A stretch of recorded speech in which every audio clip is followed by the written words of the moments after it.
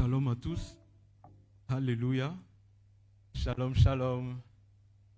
Je nous salue dans le beau et précieux nom de Jésus. Vous savez, souvent, quand on vit des moments comme ça, la réaction qui me vient en tête, c'est ce que l'apôtre Pierre a dit dans Matthieu 17, le verset 4, la montagne de la transfiguration, lorsqu'ils étaient avec Jacques et Jean. La Bible nous dit que lorsque le Seigneur a été transfiguré devant eux en présence d'Élie, n'est-ce pas, et de Moïse, ce qui s'est passé, c'est que Pierre a dit, Seigneur, il est bon que nous soyons là. J'ai envie de dire à quelqu'un ce matin, il est bon que tu sois là, ici présent ce matin. Amen.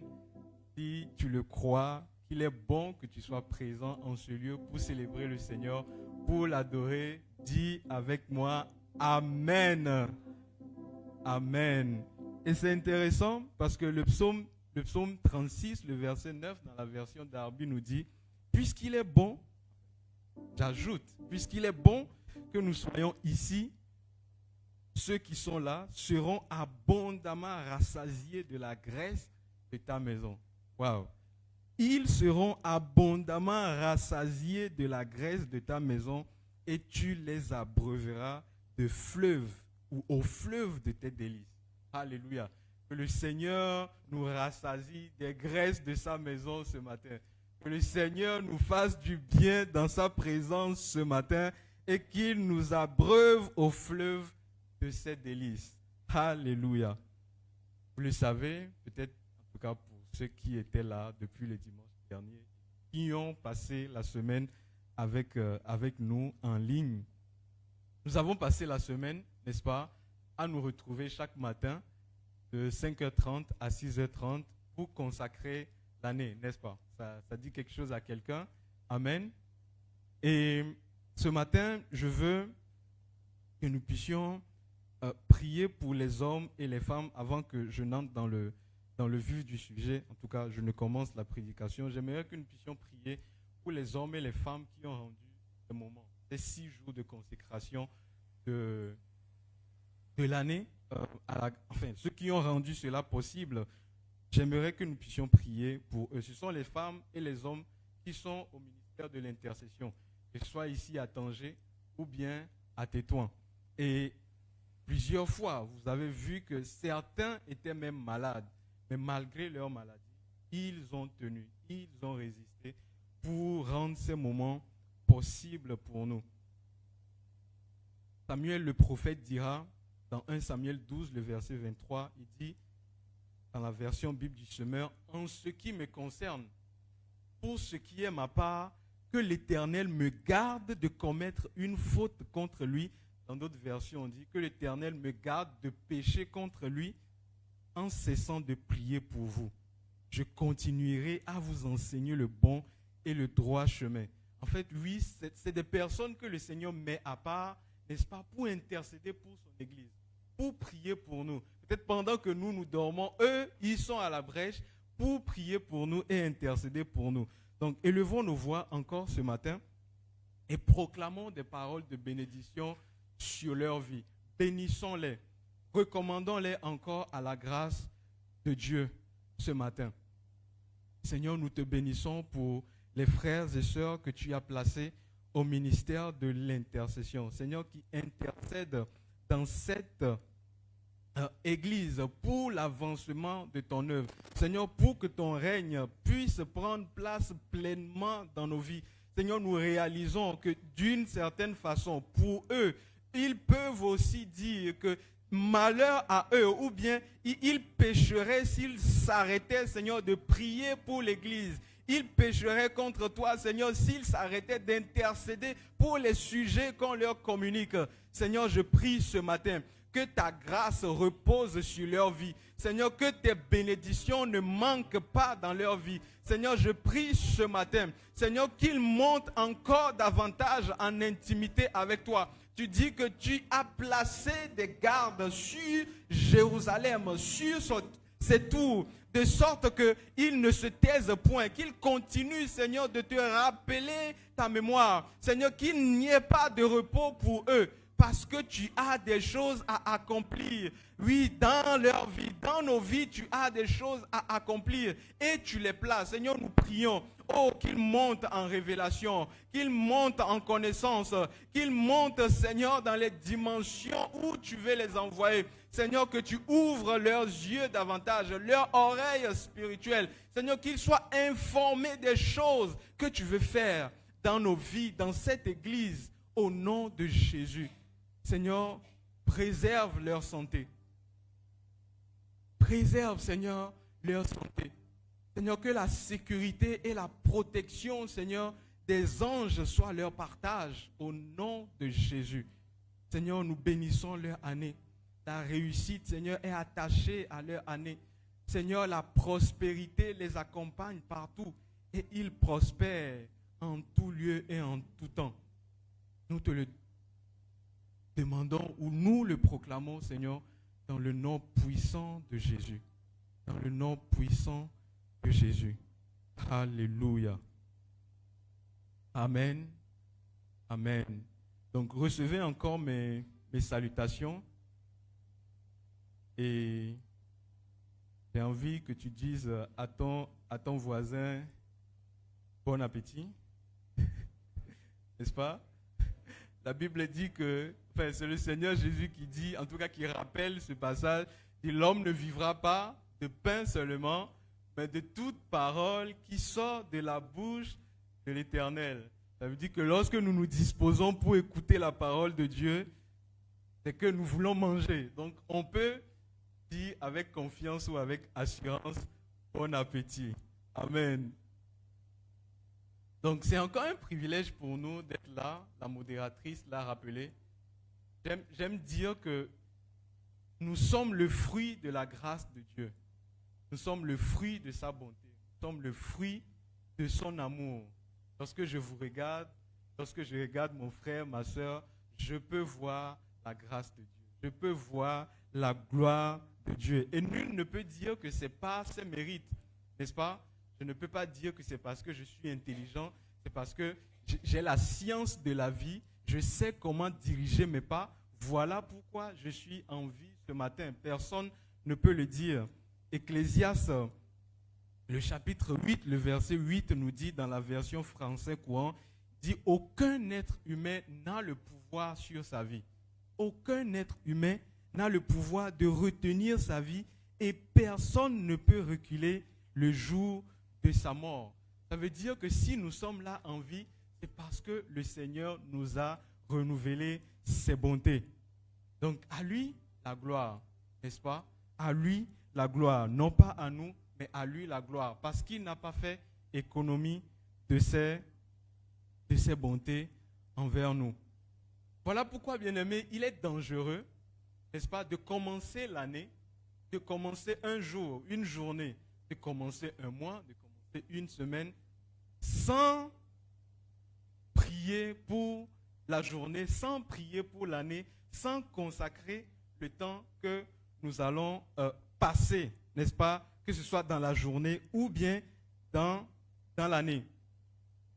Et vous savez, lorsqu'on ne consacre pas l'année, lorsqu'on ne consacre pas le mois, lorsqu'on ne consacre pas la journée, en réalité, en fait, c'est comme si on s'attire nous-mêmes des malédictions. Je m'explique. La Bible dit que maudit soit quiconque prend la chair pour appui, n'est-ce pas? Ça veut dire que quelqu'un qui ne se recommande pas à la grâce du Seigneur, il est en train de dire, je n'ai pas besoin de toi. Je peux me débrouiller seul. Et la Bible dit, les gens qui ont cette attitude-là sont des gens qui attirent des malédictions sur eux. Je prie que nous ne soyons pas de leur nombre ce matin. Amen. Que nous ne soyons pas du nombre de ceux qui ne reconnaissent pas qu'ils ont besoin de Dieu ce matin. Nous ne savons pas ce qui arrivera demain. Je ne sais pas si quelqu'un sait ce qui arrivera demain. Nous prévoyons, mais nous ne savons pas ce qui arrivera demain.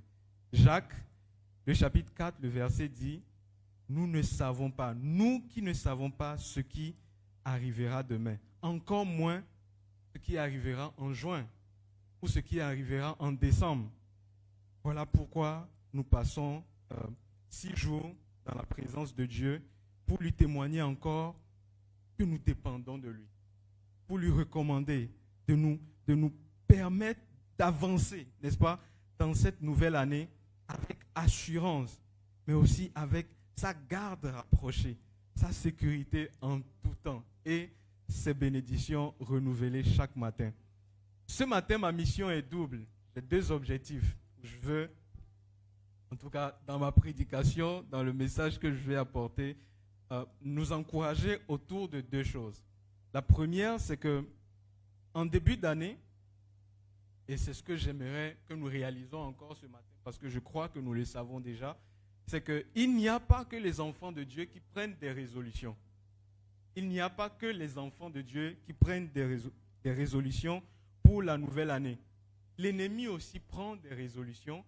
L'ennemi aussi prend des décisions pour ma vie, pour ta vie, pour chacune de nos vies ce matin. Et croyez-moi, je n'ai pas l'intention de nous faire peur. C'est une réalité. Nous le savons d'une certaine façon. Et la deuxième chose, c'est que Dieu ne veut pas que nous prions seulement pour consacrer l'année, mais il veut que nous nous consacrions nous-mêmes. Il veut que nous nous consacrons nous-mêmes, que nous soyons résolus à marcher devant lui en toute intégrité du 1er janvier jusqu'au 31 décembre.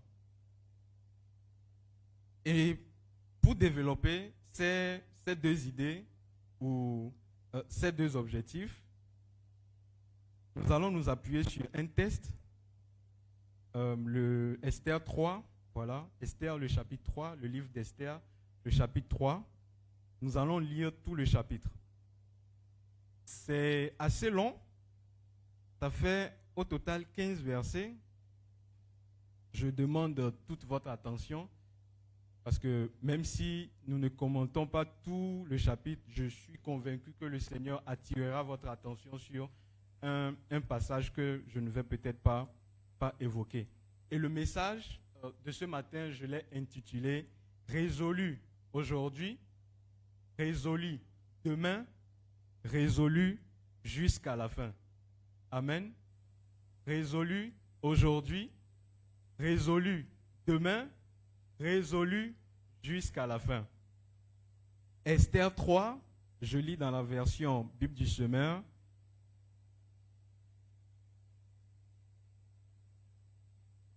Quelque temps après ces événements, l'empereur Xerxès éleva en dignité Haman, fils d'Amedata,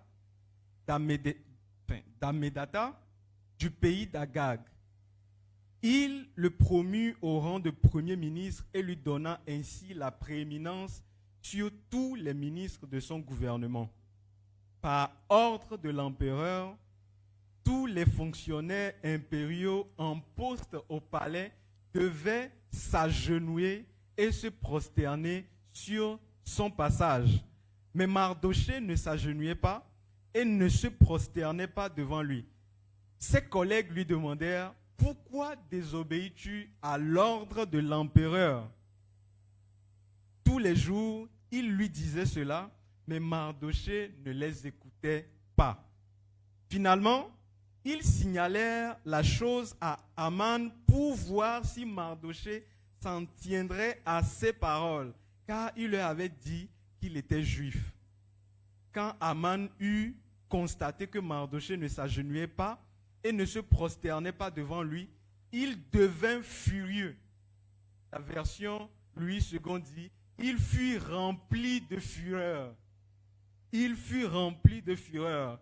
On lui avait appris à quel peuple Mardochée appartenait et il jugea trop insuffisant de porter la main sur Mardochée seulement.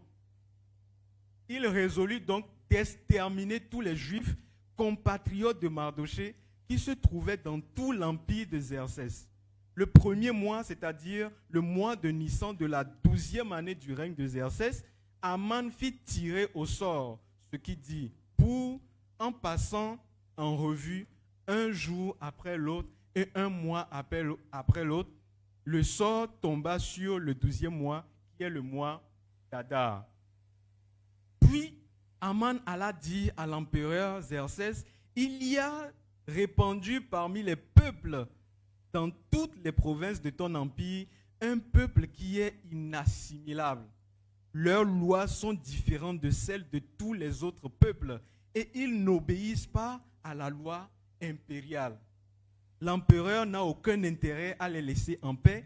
Si l'empereur le veut bien, que l'on rédige un édit ordonnant leur extermination et je peserai 10 000 pièces d'argent que je remettrai aux fonctionnaires impériaux pour qu'ils les versent dans les caisses de l'empereur. Alors l'empereur ôta son anneau du doigt et le remit à Aman, fils d'Ammédatha, d'Agag, l'ennemi des Juifs. Le verset 11 dit, puis l'empereur dit à Aman, je te laisse l'argent, je te livre ce peuple, fais-en ce que tu voudras. Le 13e jour du premier mois, on convoqua les secrétaires impériaux et sur ordre de Aman, ils écrivirent aux satrapes de l'empereur, aux gouverneurs de chaque district et aux ministres de chaque peuple. Les documents furent rédigés selon le système d'écriture des différentes provinces et dans la langue de chaque peuple. Les messages furent écrits au nom de l'empereur Xerxès et scellés du sceau impérial.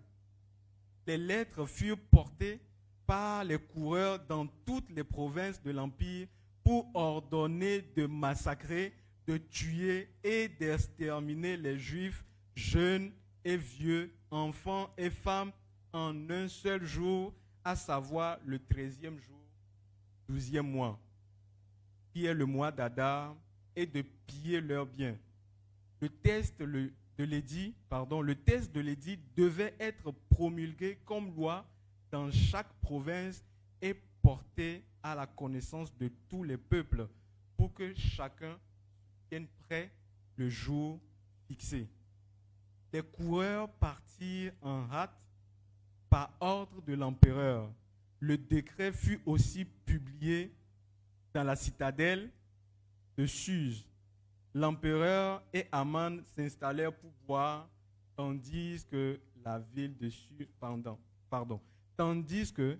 la ville de Suse régnait la consternation. Waouh! Bien-aimés, je ne doute pas que nous soyons familiers de ce passage. Nous le connaissons, n'est-ce pas? Amen. On dit souvent que les sœurs aiment le livre d'Esther, comme le livre de Ruth, parce que ça parle d'une femme, une reine, par qui la délivrance a été apportée au peuple de Dieu. Et les femmes aiment s'encourager avec ce livre en mode « nous pouvons le faire, le Seigneur peut nous utiliser ». Mais je crois que ce passage, ce livre ne s'adresse pas seulement aux femmes, n'est-ce pas? Si c'est dans la Bible, c'est que ça s'adresse à tout le monde. Et c'est dans cet esprit-là que j'ai pris le passage, en tout cas ce chapitre 3 de ce livre, pour dire qu'il s'adresse aussi aux personnes qui ont le désir de marcher devant Dieu avec intégrité. Il s'adresse à des gens qui ont un appel, qui savent qu'ils ont un appel en Jésus-Christ, qu'ils ont reçu un appel en Jésus-Christ et veulent marcher dans la fidélité à Dieu. Il s'adresse à des gens qui ont une destinée et qui sont déterminés en quelque sorte à l'achever, quoi que cela leur coûtera. Et voici le chapitre 3, donc, le passage que nous avons lu, qui commence avec la présentation d'un homme. On nous dit qu'il s'appelle Aman, un des ministres qui tourne, ou bien qui siège dans le conseil de l'empereur. Et le roi ou l'empereur va l'élever au-dessus de tous les ministres de sa cour. Donc on voit en lui un homme politique. Mais la suite va nous révéler que, en fait, c'est un homme politique, manipulateur, méchant, diabolique, menteur, tout ce que vous voulez. OK? Et nous allons le voir. Le verset 2 Le verset 2 nous dit que c'est le roi qui l'a élevé. Ok? Le roi l'a élevé.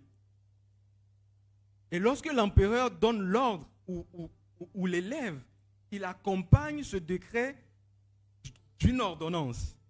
Et il dit que tous les fonctionnaires au poste, au palais, doivent se prosterner devant lui. Quand j'ai lu le passage et que j'ai médité dessus, je me suis dit déjà ici quelque chose ne va pas. Je m'explique. Comment est-ce que le roi élève un homme dans sa cour et puis les autres fonctionnaires, les gens avec qui il travaille pour les intérêts du roi, doivent se prosterner devant lui? Je me suis dit, est-ce que c'est l'empereur même qui a signé ce décret ou bien on a signé, enfin on a écrit, on lui a donné, il a posé le sceau dessus. Ce qui est sûr, c'est qu'il devait, en tout cas ses collègues, c'est ça, parce que c'était ses collègues, devaient se prosterner devant lui. Waouh! Waouh! C'est comme si la loi a été taillée sur mesure pour lui. Je ne sais pas si vous voyez. C'est comme si, pour assouvir, c'est comme c'est un homme qui veut assouvir des désirs et fait tailler une loi sur mesure pour son propre plaisir. Et pourquoi est-ce que je le dis? Parce que lorsque Mardochée n'a pas fléchi genou devant lui, il a été rempli d'une colère. Si le roi, ou si c'est l'empereur qui a ordonné, n'est-ce pas, qu'on se prosterne devant lui. Bon, que quelqu'un le fasse ou que quelqu'un ne le fasse pas. En quoi ça lui fait mal à lui? C'est à lui que ça doit faire mal ou bien c'est à l'empereur? Je ne sais pas si vous voyez. C'est à lui que ça doit faire mal ou bien c'est à l'empereur parce qu'on viole sa loi. Mais la Bible nous dit que Aman, verset 5, dit que Mardochée ne fléchissait point genou et ne se prosternait pas devant lui. Il fut rempli de colère, ou il fut rempli de fureur. La Bible nous dit, à nous les enfants de Dieu, d'être remplis du Saint-Esprit, n'est-ce pas? D'être remplis du Saint-Esprit. Mais voici un homme qui est rempli de fureur. Un homme rempli de fureur. Waouh! Ce que je comprends, c'est que Aman, en réalité, ne voulait pas juste qu'on se prosterne devant lui en signe de politesse ou en signe d'honneur, parce que l'empereur l'a élevé, mais parce qu'il cherchait au fait à dominer sur les gens. Parce que quand vous regardez ou vous essayez d'étudier la colère qui est née de lui, ou qui est née en lui, la fureur qui est née en lui, en fait vous vous dites, mais en réalité cet homme ne voulait pas juste qu'on l'honore parce que Dieu l'a élevé, mais il veut dominer sur les gens. Et j'aime extrapoler parfois. Est-ce qu'il n'avait pas pour ambition de prendre même la place de l'empereur? Entre parenthèses, ok? Mais c'est clair, d'une certaine manière, que c'est un orgueilleux. C'est un orgueilleux. Quelqu'un qui a soif de pouvoir et de domination sur ses collègues. De montrer aux autres, en quelque sorte, qu'il est puissant. Il peut, n'est-ce pas, décréter ce qu'il veut parce que peut-être l'empereur lui fait confiance. Et quand un homme de cette nature-là est privé de ce qui le nourrit, de ce qui nourrit son orgueil, même si c'est une personne qui refuse de se prosterner devant lui, ça le remplit de fureur. Ça le remplit de fureur. Et la Bible nous dit que cette fureur va provoquer quelque chose chez lui. Le verset 6, on dit, il jugea trop insuffisant de porter la main sur Mardochée seulement. Vous voyez un peu? Vous dire que cette fureur-là, ce n'était pas juste de la colère parce qu'on a méprisé son titre, on a méprisé sa position. Non, il avait d'autres ambitions derrière. Et la Bible nous dit qu'il résolut. Bible du semeur, il résolut de faire quoi? Il résolut donc d'exterminer tous les Juifs compatriotes de Mardochée qui se trouvaient dans tout l'Empire. En fait, pendant que en début d'année, nous prenons des résolutions, N'est-ce pas? Des gens prennent des résolutions pour prendre du poids, comme moi. Des gens prennent des résolutions pour en perdre. Des gens prennent des résolutions pour apprendre l'anglais. Des gens prennent des résolutions pour, je ne sais pas, passer plus de temps dans la présence de Dieu, finir la Bible avant la fin de l'année. Voici un homme dont il nous dit que lui, sa résolution, c'est d'exterminer les gens, c'est de tuer les gens. Et ce qui est intéressant, que j'ai remarqué, c'est qu'il commence dès le premier mois. Je ne sais pas si pendant la lecture, vous avez fait attention à cela. On dit le 13e jour du premier mois, il jeta le sort. Et le sort tomba sur le 12e mois. Donc, dès le début de l'année, lui, il scelle déjà la destinée du peuple. Dès le début de l'année, il sait déjà d'avance, lui, il veut déterminer d'avance ce qui va arriver au peuple de Dieu. On dit 13. Donc, c'est comme un 13 janvier, quoi. Aujourd'hui, on est le 11. Bon, mercredi. Imaginez quelqu'un qui décide quelque chose le mercredi pour toute l'année. Donc, avant même que l'année n'avance, avant même que les gens ne sachent de quoi demain sera fait, quelqu'un, lui, déjà dans le secret, a décidé que non, ils ne finiront pas l'année. Ils ne vont pas terminer l'année. Waouh! Bien-aimé, l'ennemi n'improvise pas. Lorsque nous lisons la parole de Dieu, il y a cette vérité qui revient. Le vendredi, le frère Fabrice nous rappelait le passage de 1 Pierre 5, c'est ça? 1 Pierre 5, où le Seigneur dit au travers de Pierre que l'ennemi, votre adversaire, le diable, rôde. Il rôde comme un lion rugissant.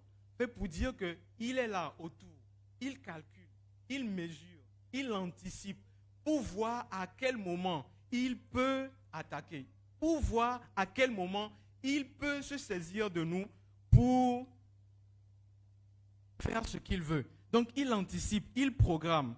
Pendant que le peuple boit, pendant que le peuple mange, pendant que les gens travaillent, okay, pas forcément de mauvaises choses. Et pendant ce temps, quelqu'un trame des choses dans le secret. J'ai envie de dire que,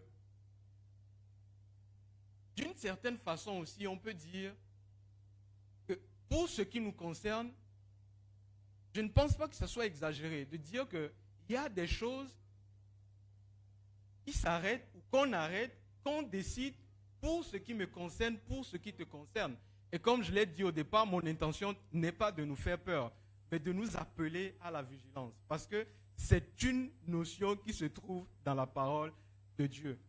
La Bible nous dit que les enfants d'Israël, lorsqu'ils traversaient le désert pour aller sur la terre promise, ils ont rencontré Balaam, n'est-ce pas, sur le chemin. Celui-ci a voulu les maudire, mais il ne pouvait pas parce que qui peut maudire le peuple que Dieu a béni? Mais voici, ils ouvrent une porte. On dit, les filles de Moab alla vers eux. Et les enfants de Dieu, ils mangèrent, ils burent et ils se prostituèrent auprès de leur Dieu. Et ça a ouvert la porte à ce que l'ennemi rentre dans leur vie pour semer, n'est-ce pas, la mort. Et c'est ce qui se passe. Peut-être que nous le savons d'une certaine façon, que l'année, c'est 12 mois. Mais dans les 12 mois, il y aura des tentations, il y aura des épreuves. Peut-être que c'est déjà prévu que tu traînes avec une certaine catégorie de personnes qui vont, à force de discuter avec eux, ramollir ta conscience du péché et qu'au final, ça débouche sur, n'est-ce pas, une disposition à pécher lorsque l'occasion va se présenter. Peut-être que c'est déjà prévu que tu perdes encore plus de temps sur les réseaux sociaux et qu'à côté de ça, tu n'accomplisses pas ta destinée, que tu échoues à l'école. J'ai envie de dire, qui sait? Mais c'est des choses qui nous attendent d'une certaine façon. Peut-être c'est le travail, peut-être c'est la famille, je ne sais pas. Ce que le Seigneur veut, c'est que nous prenions conscience de cela. Le Seigneur veut que nous prenions conscience de ces choses. Waouh!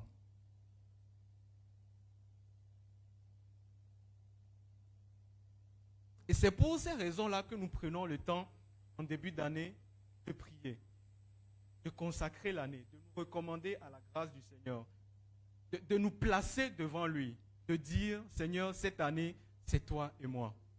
Je consacre l'année pour toi, mais en réalité, c'est moi-même que je consacre. Oui, je prends conscience d'une certaine façon que je dois être vigilant et travailler chaque instant pour rester aligné à ta volonté pour moi. Lorsqu'on prie, n'est-ce pas, pour consacrer l'année, ce que nous faisons, c'est que nous proclamons notre position devant Dieu. Dit qu'en début d'année, Seigneur, nous décidons de rester devant toi afin que tu accomplisses ce que tu as prévu pour nous. Et qu'est-ce que Dieu a prévu pour nous? On peut dire, n'est-ce pas? Qu'est-ce qu'il a prévu pour nous? Je veux qu'on lise Zacharie 8, le verset 15. Zacharie 8, le verset 15. La deuxième partie du verset. Le Seigneur dit, j'ai résolu en ces jours de faire du bien à Jérusalem. J'ai résolu en ces jours de faire du bien à Jérusalem et à la maison de Juda. Ne craignez pas. Tu peux changer Jérusalem et la maison de Juda par ton nom. Et dire, Dieu a résolu de faire du bien à Clément. Je m'appelle Clément. Dieu a résolu de faire du bien à Laetitia. Dieu a résolu de faire du bien à Carl. Vous pouvez mettre votre nom et dire, waouh, Seigneur, tu as résolu de me faire du bien. Waouh.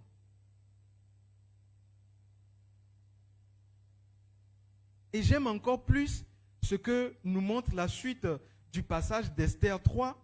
C'est que pendant que Aman planifiait, pendant que l'ennemi planifiait, il n'a pas pris en compte Esther. Pendant que lui, il prenait ses résolutions, il n'a pas pris en compte Mardochée. Pendant qu'il organisait ses stratégies, il ne savait pas que le peuple avait un Dieu. Il ne savait pas que ses choix, ses décisions, en réalité, s'attaquent au dessein éternel de Dieu. Et pourquoi est-ce que je dis au dessein éternel?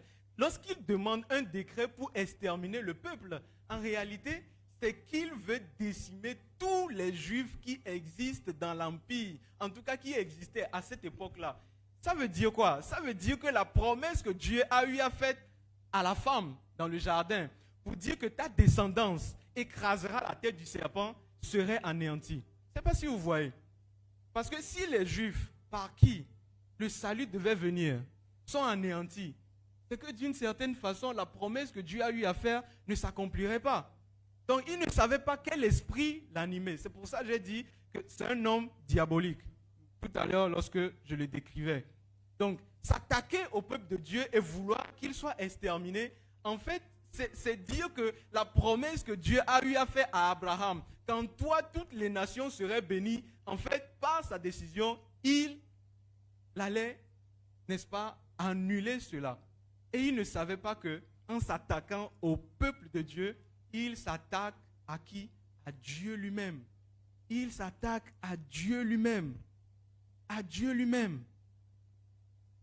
Waouh! À Dieu lui-même. Et j'irai même encore plus loin, au salut de l'humanité. Parce que si le salut vient par les Juifs, le salut nous vient par le Christ. Donc lorsque Aman décide d'exterminer le peuple de Dieu, c'est que par sa décision, il décide que le Messie ne vienne pas. Que toi et moi, nous ne soyons pas sauvés. Et Dieu ne l'a pas laissé faire, justement. La Bible nous dit que Esther était là, dans le palais du roi, que Mardochée était précédé. Il n'y a pas de journal. Nous apprenons des informations au journal, n'est-ce pas? Et il n'y a pas de journal qui informe Dieu des choses qui se passent sur la terre. Nous réagissons lorsque nous voyons des choses. Mais Dieu, il précède les choses. Il l'anticipe.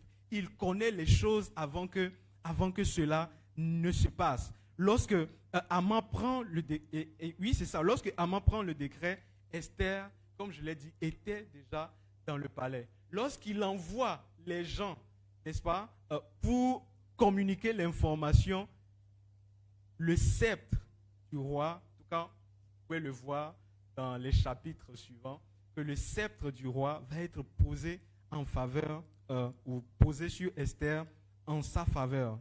Et Dieu va apporter la délivrance à Esther, à Mardochée, au peuple juif, lorsqu'ils vont décider de se consacrer pour prier, jeûner surtout, jeûner 3 jours et prier et aller voir le roi pour plaider.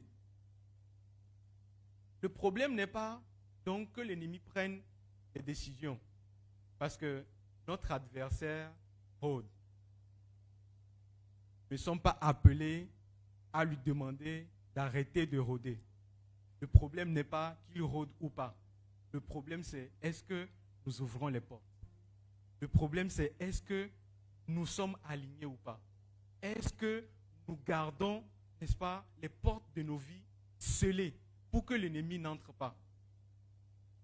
Le problème c'est ça. Le problème n'est pas que l'ennemi ait des stratégies. Ça existe d'une certaine façon.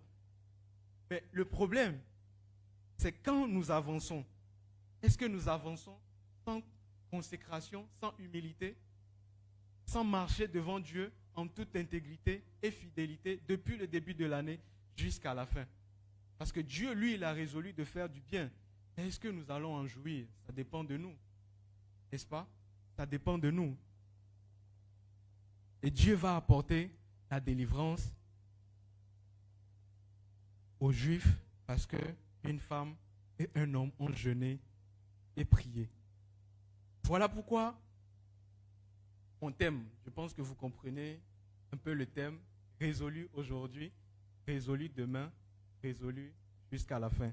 Voilà pourquoi je veux nous encourager, ou le Seigneur veut nous encourager encore ce matin, à marcher devant lui de façon résolue, ou d'un cœur résolu. Pas simplement aujourd'hui, pas simplement demain, mais jusqu'à la fin.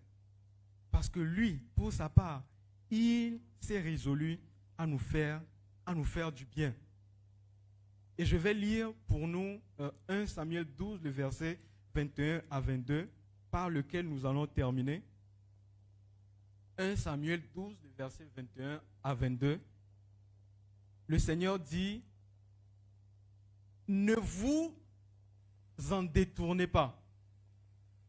Enfin, c'est Samuel qui parle aux enfants d'Israël, mais le Seigneur s'adresse à nous ce matin. Il dit, ne vous en détournez pas, sinon vous iriez après des choses de néant qui n'apportent ni profit, ni délivrance, parce que ce sont des choses de néant. Bien-aimés, ne nous détournons pas de Dieu. Ne nous détournons pas de Dieu. Je ne sais pas quels sont nos projets que nous avons pour cette année. Peut-être que nous faisons des choses que nous disons, nous les maîtrisons. Nous savons comment ça marche. Mais bien-aimés, plaçons Dieu devant lorsque nous faisons nos choses. Lorsque nous prenons nos décisions encore en ce mois ou en cette année. Non pas seulement aujourd'hui, non pas seulement demain, mais jusqu'à la fin. Il dit, vous irez auprès des choses de néant qui n'apportent ni profit, ni délivrance, parce que ce sont des choses de néant. L'Éternel n'abandonnera point son peuple à cause de son grand nom, car l'Éternel a résolu de faire de vous son peuple. L'Éternel a résolu de vous faire du bien. L'Éternel a résolu de faire de vous son peuple. Est-ce que vous décidez à vous aligner sur cette vérité? De choisir, car c'est le meilleur choix qui puisse exister. S'il a pu préserver le peuple, s'il les a délivrés de la main de Haman, c'est pour que toi et moi, nous soyons là aujourd'hui, assis sur les bancs, pour le louer, pour l'adorer, au travers du Christ notre Seigneur, qui est venu justement par le peuple et qui nous sauve. Nous allons donc prier. Nous allons prier et dire au Seigneur ce matin, de nous aider à marcher devant lui en toute intégrité et fidélité.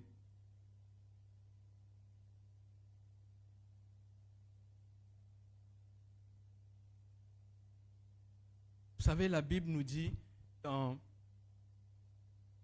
vais lire pour nous, c'est dans 1 Samuel, je pense le verset 13, le chapitre 13, la Bible nous dit que Samuel avait demandé à Saoul d'attendre.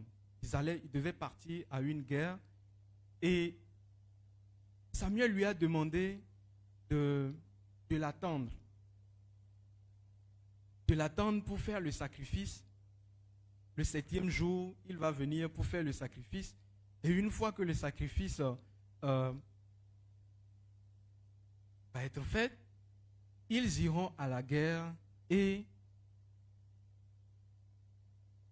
seront délivrés. 1 Samuel 13, le verset 8. Voilà. Il dit, pendant 7 jours, Saoul attend Samuel. En effet, Samuel lui a donné rendez-vous, mais lui-même ne vient pas à Gilgal au moment fixé. Les soldats abandonnent Saoul et ils s'en vont de tous côtés. Je lis dans la version Parole de vie. Le verset 9. Alors Saoul commande de préparer les animaux pour le sacrifice complet et pour les sacrifices de communion. Puis il offre lui-même le sacrifice complet. Ce qui est malheureux dans l'histoire, c'est qu'au moment où il termine cette cérémonie, c'est là que Samuel arrive. C'est là que Samuel arrive. Peut-être que ça fait un moment même que tu demandes des choses à Dieu. Peut-être que tu réfléchis à prendre des voies personnelles ou des voies que tu te crées. Je ne sais pas dans quelle situation tu te retrouves ce matin. Mais peu importe. L'essentiel, c'est que nous allons prier. C'est que tu vas prier et dire au Seigneur de te donner de marcher devant lui intègre et fidèle jusqu'à la fin. De ne pas être comme Saoul qui s'est impatienté et a voulu, n'est-ce pas, offrir le sacrifice alors qu'on lui avait demandé d'attendre. Prions le Seigneur. Seigneur, nous voulons ce matin que tu nous aides à marcher devant toi fidèle et intègre. Seigneur, nous prenons possession de cette parole, oui, de bénédiction que tu nous communiques ce matin qui dit, tu t'es résolu à nous faire du bien.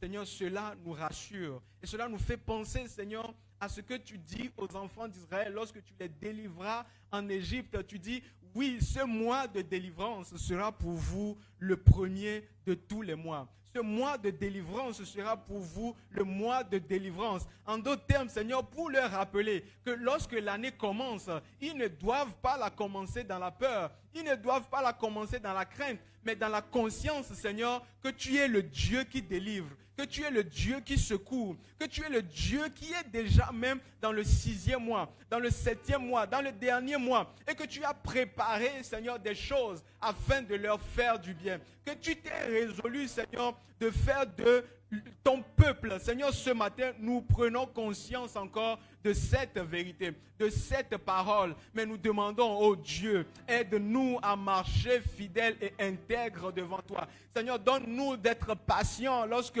tu nous demandes d'attendre, lorsque tu nous demandes, Seigneur, de faire des choses.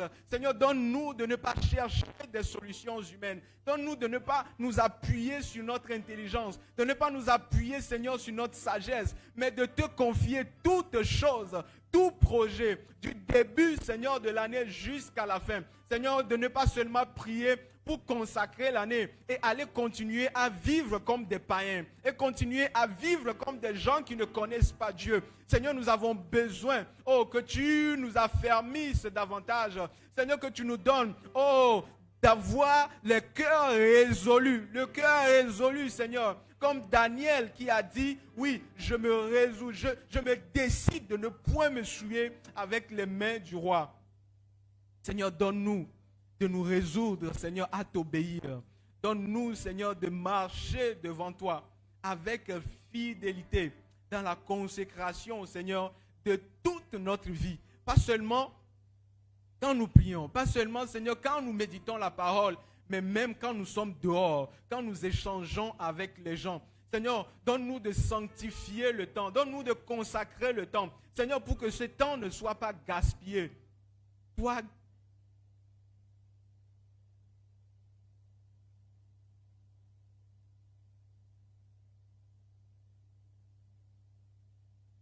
qui es maître des temps et des circonstances. Seigneur, nous te bénissons. Parce que assurément, aussi longtemps, Seigneur, que nous restons attachés à toi, en Jésus-Christ, nous vivrons des choses glorieuses. Nous vivons, Seigneur, des choses merveilleuses. Nous vivons, Seigneur, des exploits. Nous vivons, Seigneur, des choses puissantes sur la terre. Seigneur, nous bouleverserons les mondes. Parce que ce n'est pas nous qui le fera, mais Seigneur, ton esprit qui est en nous. Mais à cause de ton grand nom et à cause de tes promesses. Seigneur, nous pouvons avancer dans cette année avec assurance. Tu es devant nous pour nous faire du bien. Tu es devant nous pour nous amener jusqu'au bout. Que la gloire te soit rendue par nos vies maintenant et à jamais. Et que ta grâce soit sur nous comme nous espérons en ton nom. C'est dans le nom de Jésus que nous avons prié et nous disons Amen.